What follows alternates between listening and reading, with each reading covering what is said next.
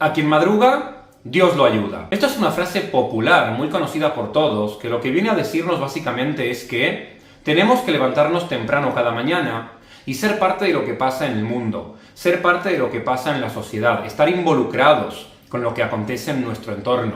Y de esa forma, Dios nos va a ayudar. No podemos quedarnos echados en la cama todo el día, porque entonces nos quedamos atrás, porque entonces nos quedamos estancados, porque entonces nos desconectamos de la sociedad y no somos parte del progreso que acontece a nuestro alrededor. Y por tanto, si queremos que Dios nos ayude, si queremos prosperar, si queremos tener éxito en la vida, lo mínimo que podemos hacer por nosotros mismos, lo mínimo que podemos hacer para ayudarnos a nosotros mismos, es levantarnos temprano cada mañana. Y por eso, a quien madruga, Dios lo ayuda. En el judaísmo hay un pensamiento similar que se puede encontrar en una frase que es una de las frases más significativas que tiene el texto de la Torá, pero que muchas veces pasa desapercibida.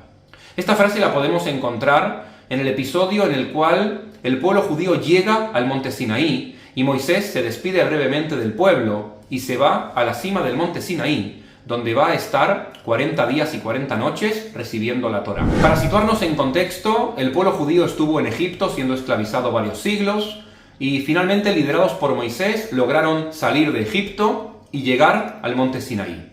En el monte Sinaí, Moisés se despide brevemente del pueblo y se va a la cima a recibir la Torá, pero Dios antes le habla a todo el pueblo.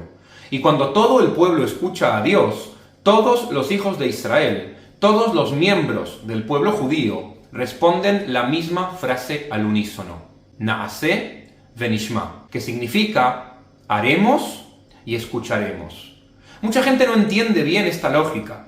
Mucha gente, de hecho, no está de acuerdo con esta lógica, porque a simple vista, a priori, esta frase parece bastante temeraria.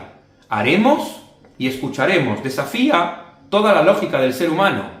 Primero vamos a escuchar, es lo que dice mucha gente, y una vez entendimos, una vez comprendimos, una vez estamos de acuerdo y una vez queremos hacerlo, ahí es cuando vamos a pasar a la acción. En cambio, la frase está dicha al revés. Primero haremos y después escucharemos. Esta frase, que está compuesta de muy pocas palabras, representa una de las esencias que tiene el judaísmo. Esta frase lo que viene a significar es que el judaísmo prioriza ante todo la práctica, prioriza ante todo la acción. Si quieres ser parte de este club de socios llamado pueblo judío, si quieres ser miembro de este colectivo nacional llamado judaísmo, tienes primero que demostrarlo con una acción. Esto es lo que viene a decir el texto, esto es lo que viene a decir la frase. Estamos contigo, le dice el pueblo de Israel al Dios de Israel.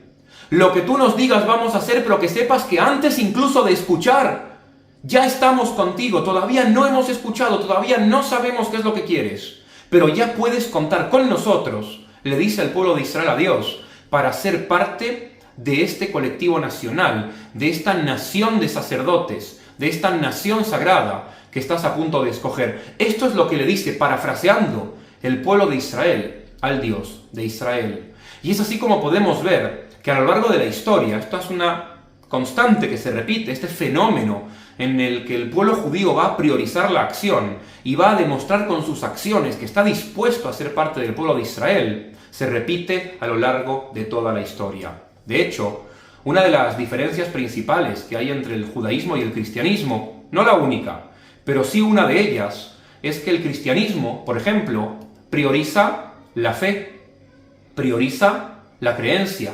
En cambio, el judaísmo antepone las acciones a la fe. Y esto lo podemos ver claramente en una disputa que hay en la iglesia primitiva. En los primeros discípulos de Jesús, una vez Jesús ya murió y fue crucificado y según la creencia cristiana resucitó, quedan sus discípulos en la tierra que tienen que interpretar el mensaje para empezar a predicarlo. Podemos leer, por ejemplo, en la epístola de Santiago, capítulo 2, cómo Santiago quiere anteponer las obras. Y una de las frases, y estoy citando de memoria, que dice Santiago es: demuéstrame si puedes tu fe sin obras, que yo con mis obras te mostraré mi fe. Viene Santiago e intenta explicar, intenta predicar que la fe sin obras es estéril, que la fe sin obras está vacía. Y dice: demuéstrame si puedes tu fe sin obras, que yo, con mis obras, te mostraré mi fe.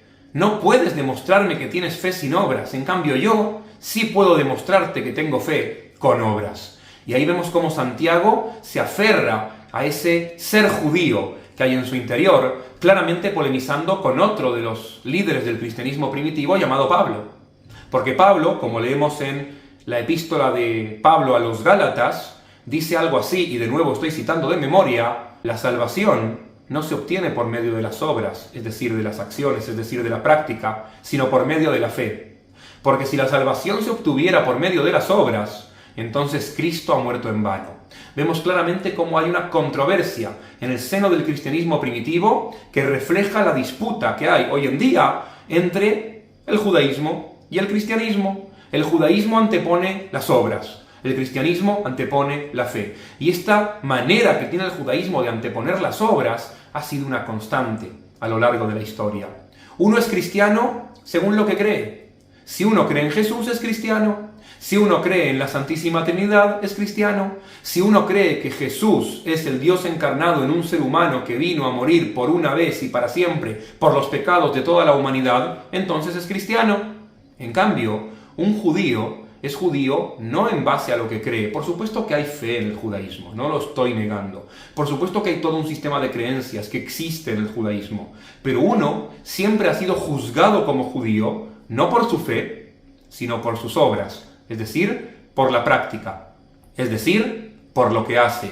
Un judío se levanta a la mañana y tiene que hacer una serie de prácticas rituales. Un judío es judío en base a lo que cumple, en base a lo que no cumple. Un judío es judío con base en lo que come o lo que no come. Es decir, en el judaísmo uno demuestra que tiene fe mediante las obras. Y es por eso que Naaseh venishma. Si queremos ver milagros, primero tenemos que demostrarlo con nuestras acciones. Si queremos que Dios nos ayude, primero tenemos que madrugar. Porque si no nos levantamos a la mañana, no le estamos demostrando a Dios con nuestras acciones que somos merecedores de recibir esa ayuda, que somos merecedores de recibir esos milagros. Y esto se puede ver constantemente a lo largo de toda la historia judía. Por ejemplo, en la última plaga, la plaga de los primogénitos, muerte de los primogénitos. ¿Qué es lo que le pide Dios al pueblo de Israel que haga antes de que tenga lugar la 10ª plaga? Hay que sacrificar un cordero, que luego va a ser claramente el cordero pascual, que vamos a comer cada año en Pesaj y que se va a sacrificar también en el templo, para con su sangre marcar las entradas de las casas en donde vivan los hijos de Israel. ¿Para qué pide esto Dios? Para que cuando Dios llegue a Egipto, vea la marca con la sangre del cordero en las puertas en donde viven judíos y pase de largo. Y en donde no haya marcas, ahí es donde va a entrar y va a golpear a los primogénitos. Ahora yo quiero hacer una pregunta. Si Dios es el ser más todopoderoso que hay sobre la faz del universo, si Dios es omnisciente, omnipotente, si Dios lo sabe todo, ¿realmente necesita Dios que los hijos de Israel sacrifiquen un cordero y marquen las puertas con su sangre para cuando Él pase ver que ahí está la sangre y saber que viven judíos? ¿Él no lo puede saber sin eso? Por supuesto que puede. Pero Él le está pidiendo al pueblo de Israel que haga una acción. Él le está pidiendo al pueblo de Israel que si quieren ser salvados, que si quieren salir de Egipto, que si quieren ser parte de este colectivo nacional llamado pueblo de Israel, hagan primero una acción. Y por eso, Naaseh venishma, haremos y escucharemos. Primero demuestra que quieres ser parte del pueblo con tu acción, y luego se te cumplirá el milagro. Lo mismo sucede, por ejemplo, cuando está el pueblo de Israel frente al Mar Rojo. Ya salieron de Egipto. De repente se topan con un obstáculo, un mar. Atrás, el ejército egipcio los está persiguiendo. De repente el pueblo entra en crisis porque se ve que están acorralados. ¿Qué es lo que hacía Moisés? Moisés rezaba. ¿Qué es lo que hacía Moisés? No sé. Moisés estaba ahí esperando que pase algún milagro. Y en ese momento, Nachshon ben Aminadab, según cuenta el Midrash de la literatura rabínica, se mete al agua. Y es ahí cuando el agua está a punto de cubrirlo totalmente, que el mar se abre en dos. Este mensaje es súper fuerte. ¿Quieres que haya un milagro? ¿Quieres que el mar se abra en dos? Entonces tírate al agua. Porque si esperas afuera del agua que el mar se abra, el mar nunca se va a abrir. En cambio, si tú demuestras primero con tus acciones que estás dispuesto a que Dios te ayude, y te levantas temprano a la mañana, y madrugas, entonces Dios te ayuda. Si tú quieres que el mar se abra en dos, porque viene atrás tuyo el ejército egipcio, no estés rezando para que pase de manera pasiva. Demuestra con tus acciones de forma proactiva que estás dispuesto a que las aguas se abran. Métete al mar. Y una vez te metes al mar, las aguas se van a abrir. Esta es una constante a lo largo de toda la historia judía. El pueblo judío es un pueblo que antepone las acciones. Es un pueblo que cree en los milagros, pero cree que los milagros no llegan solos. Para que lleguen los milagros, hay que demostrar con nuestras acciones que estamos dispuestos a que esos milagros lleguen a nosotros. Y es por eso que Naaseh venishma. Haremos y escucharemos. Y habrá milagros si tenemos fe. Y aquí quiero, antes de terminar, explicar qué significa la fe en el judaísmo. Hoy en día nosotros utilizamos el término fe para hablar de algo que tiene que ver con nuestro sistema de creencias. Y nada más. Esta es la fe en términos occidentales. O dicho de otro modo, esta es la fe en términos cristianos. Sin embargo, en el judaísmo la fe no es pasiva. En el judaísmo la fe no es solamente un sistema de creencias. En el judaísmo la fe tiene que ver con la acción. Y la fe es algo que se pone en práctica. La palabra fe en hebreo se dice emuná. Emuná es una palabra en hebreo que tiene la misma raíz etimológica que la palabra imun.